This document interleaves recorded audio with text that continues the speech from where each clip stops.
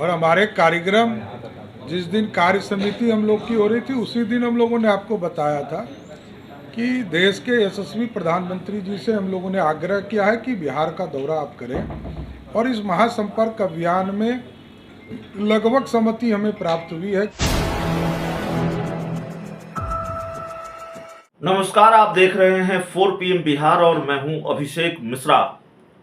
2024 में लोकसभा के चुनाव है देश में और 2024 में लोकसभा के चुनाव जो होने हैं उसमें अभी कुछ महीनों का वक्त बाकी है, तकरीबन 1 साल का वक्त बाकी है। लेकिन देश अब पूरी तरह से चुनाव के मोड में चला गया है ऐसा लगता है, और खासकर बिहार जहां से विपक्षी एकजुटता मुहिम की शुरुआत हुई, जहां से भारतीय जनता पार्टी के खिलाफ बिगुल बजा है विरोध का, बीजेपी की मुखालफत का या बीजेपी के खिलाफ बड़ी लड़ाई का। मुख्यमंत्री नीतीश कुमार विपक्षी दलों को एकजुट करने में लगे हुए हैं।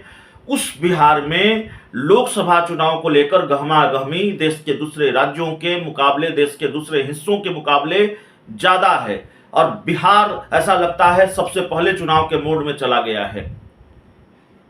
जून का महीना यानी कि एक दिन के बाद जो महीना शुरू होने वाला है, वैसे भी जून का महीना जो है वो भीषण गर्मी के लिए जाना जाता है, भीषण तपिश के लिए जाना जाता है।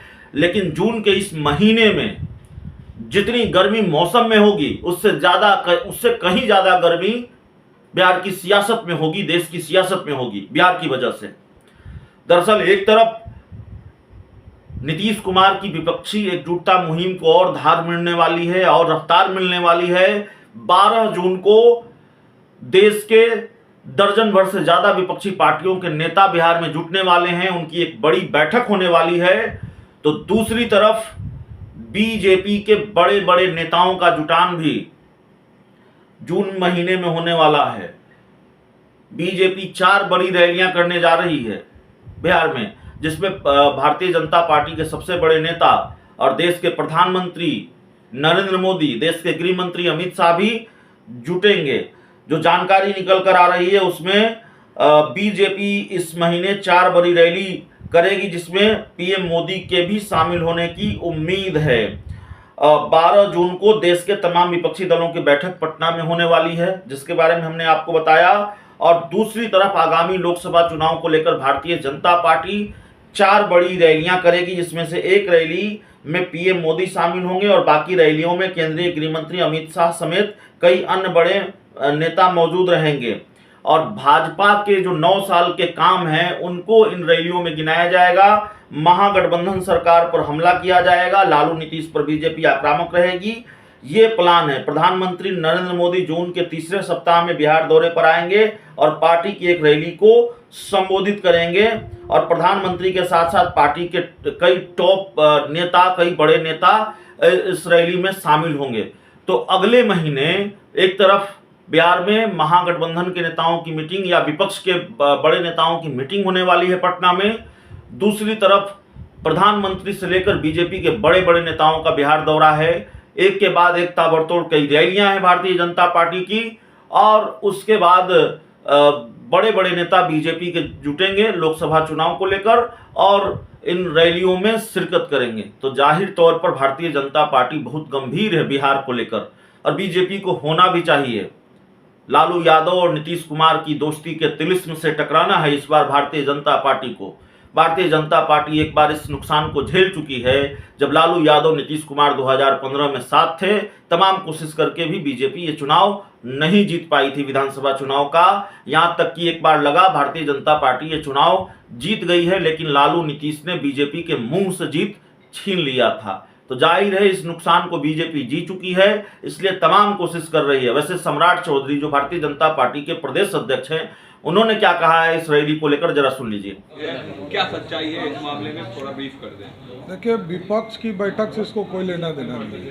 हमारा महासंपर्क अभियान 30 मई से 30 जून तक चलना है और हमारे कार्यक्रम जिस दिन कार्य समिति हम लोग की हो रही थी उसी दिन हम लोगों ने आपको बताया था कि देश के यशस्वी प्रधानमंत्री जी से हम लोगों ने आग्रह किया है कि बिहार का दौरा आप करें और इस महासंपर्क अभियान में लगभग सहमति हमें प्राप्त हुई है कि उनका मिलेगा। अब डेट फिक्स होता है तो मैं बताऊंगा। जून में एक संभावना है सर आने की, जून महीने में?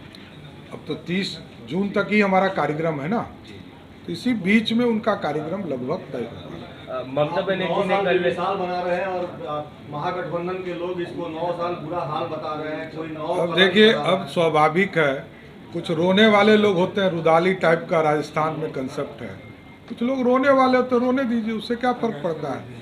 कि आप समझिए कि बिहार के बजट का 76% भारत सरकार के नरेंद्र मोदी जी देते हैं और तब ये रोते हैं, तब क्या हो सकता है। 5 जून से महाधरना अभियान हवन करते हैं, कहते हैं कि जो अब करना ही चाहिए। देखिए, हवन तो सनातन का प्रतीक है, अच्छी बात है, हवन करना चाहिए, लेकिन अच्छे कार्य के लिए करना चाहिए। 5 जून से महागठबंधन की ओर से धरना प्रदर्शन करेंगे 9 साल बेमिसाल को लेकर, तो इस महाधरना को कैसे देखना है? नहीं, करना चाहिए। जिनका विचारधारा स्वाभाविक है, जो श्रद्धेय जेपी के आंदोलन से जो लोग जन्मे हों और वो यदि कांग्रेस में गोद में खेल रहे हैं, तो इससे बड़ा क्या दुर्भाग्य होगा इस देश के। ममता बनर्जी ने खुलकर कांग्रेस का समर्थन कर दिया है। उन्होंने कहा है कि केंद्र में वो कांग्रेस के साथ हैं और 12 तारीख की बैठक में वो पटना भी आएंगे। तो हम कहाँ मान रहे थे कि वो भाजपा के साथ है, तो हैं ही उनके साथ, इसमें कहा दूंगा। सारे लोग मिल जाते हैं, देखते नहीं, चुनाव होता है, ना सीपीएम का खाता खुलता है और ना कांग्रेस का खाता खुलता है, सब लोग समर्थन ही करते हैं। तो नया कौन बात आप बता रहे हैं। शिक्षकों के नेट का बहाली कर एकदम ये दुर्भाग्यपूर्ण वाला निर्णय है बिहार सरकार का। आप पुराने शिक्षकों के साथ इस तरह खिलवाड़ नहीं कर सकते हैं। जिन लोगों को 80,402 बच्चों को जिनको इन्होंने तय किया था कि हम पक्की नौकरी देंगे, उनके जीवन के साथ खिलवाड़ करने का काम बिहार की नीतीश कुमार की सरकार ने किया। सर, साहिबाबाद में एक लव जिहाद का मामला आया है।